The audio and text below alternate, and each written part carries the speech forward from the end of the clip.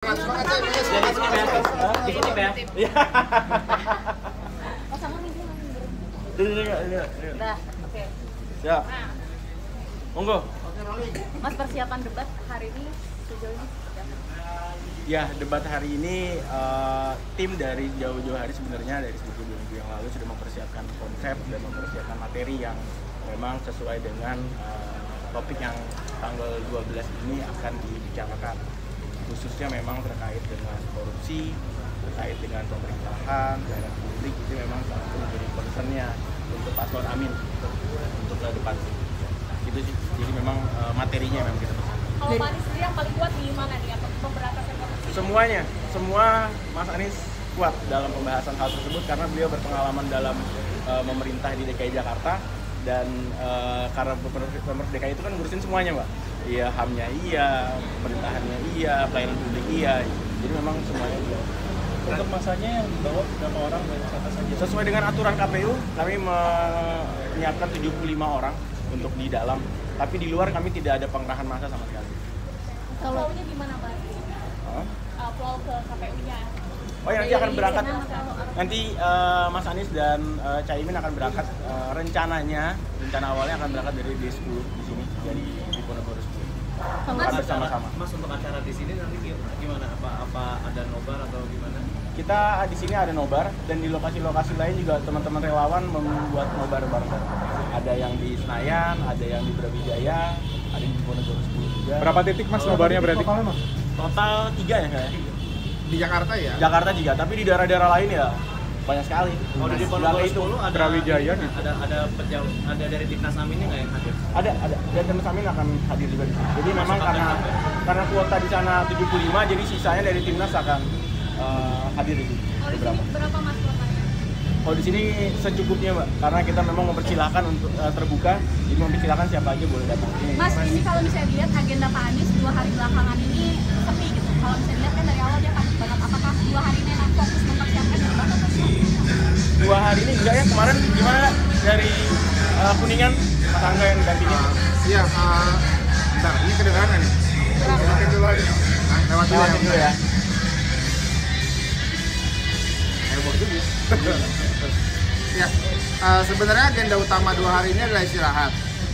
Karena kan yang paling penting dari debat ini, karena dua-duanya udah punya pengalaman, adalah istirahat. Cuma memang kemarin sempat ke acara Apindo, acara pengusaha-pengusaha Apindo, dan dia kasih sambutan di sana. Nah, itu aja, sisanya sih memang istirahat, diskusi. Mas, kalau secara spesifik ada latihannya kayak gimana sih, mungkin dari Timnas memfasilitasinya gitu? Ada simulasi Simulasinya dilakukan di setiap kunjungan, namanya Desak Anies dan Selamat Imin. di situ. Kalau di bagian tugas antara Pak Anies sama Caimin sendiri nanti di debat ada pembagian tugas khusus nggak? Pak Anies akan tampil, Caimin nonton. Karena kan debatnya debat capres. Aturan KPU-nya seperti itu. Jadi Nanti kan ada sesinya lagi untuk Wapres ya? Iya, Pak Anies debat, Caimin nonton dan memberi semangat. Kira-kira gitu.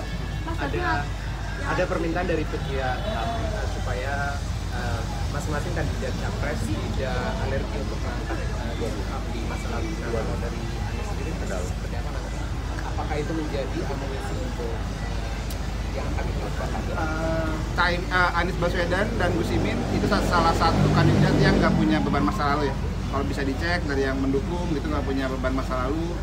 Bahkan capresnya sendiri nggak punya beban pelanggaran HAM. Jadi nggak ada masalah dengan itu. Jadi ketika panelis nanya, panelis butuh sikap dari capresnya karena ini debat capres, nggak ada masalah sih. Kita sudah, kalau sikapnya Pak Anies sendiri kaitan sama pelanggaran HAM udah firm sih gitu. Intinya nggak spesifik tentang HAM sih, Mas. Jadi memang universal, semua yang ada di pembahasan kita akan. Aktivis HAM juga menyoroti agar pembangunan ekonomi tidak menggeser hak asasi manusia, misalnya adanya penggusuran. Apakah itu juga akan diangkat oleh Mas Anies? Kalau di Karena Jakarta, mengingat di Capres memiliki catatan sendiri, Ganjar dengan Wadas dan Prabowo di masa lalu. Nah, pertanyaan saya, di Jakarta ada penggusuran nggak yang skalanya kayak Kampung Akuarium dan Bukit Duri selama Pak Anies menjabat?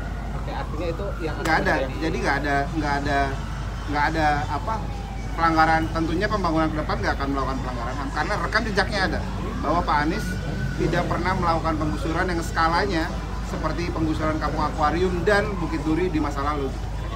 Oke, Mas, ini kan kalau soal korupsi kan Pak Anies sudah mendalami. Apa saja yang bakal didalami sama Pak Anies memang menurut para jubir ini kurang di dalam sama apa dari kemarin? Yang kurang Di dalam sama apa nih dari kemarin? Soal Justru- HAM atau yang lain? justru kalau soal korupsi yang selalu disebut Mas Anies adalah pemiskinan ya, perebutan aset, memiskinkan koruptor karena hanya memenjarakan aja nggak cukup. Jadi itu sih memang akan jadi dikuatkan. Dan yang kedua adalah kami ingin mengembalikan marwah KPK seperti itu. Maksudnya kan kemarin Caimin di kampanyenya sempat mengatakan akan mengungkapkan pelanggaran HAM berat masa lalu. Ini nantinya di debat akan disampaikan juga hal itu. Kan yang jebat Pak Capres bukan? Oh iya, maksudnya kan sama aja satu visi misi toh.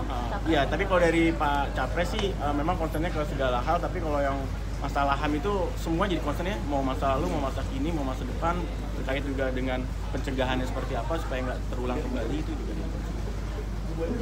Ini terkait teman-teman yang nggak ada di luar, ini kan ada banyak masa dari capres yang Ya. ke depan. Ini kalau dari tim sendiri kenapa nggak ada yang Kami sesuai dengan aturan KPU tidak menyarankan untuk tidak ada pengerahan massa supaya tidak mengganggu ketertiban. Ya kami nurut apa kata KPU. Kami sesuai dengan aturan KPU. Jadi nggak mau belok-belok. Artinya tidak mengundang relawan untuk di luar juga enggak ya? Enggak, kami tidak ada pengerahan massa. Tapi kalau memang nanti ada relawan yang di luar itu memang pribadi. Kami nggak bisa mencegah karena itu hak mereka juga untuk hadir. Aspirasi. belakang akal sudah mengomentari tentang Rohingya, Mas? Kalau dari tim yang sendiri atau dari Pak Anies? Jadi gimana? No, nggak ada komentar sih. Namanya itu juga ada mungkin terkait dengan HAM, tapi nanti mungkin kalau misalnya ada pertanyaan dari itu bisa dijawab. Tapi kalau itu sih enggak. Siap. Aman. Thank you teman-teman. Mohon maaf terlambat.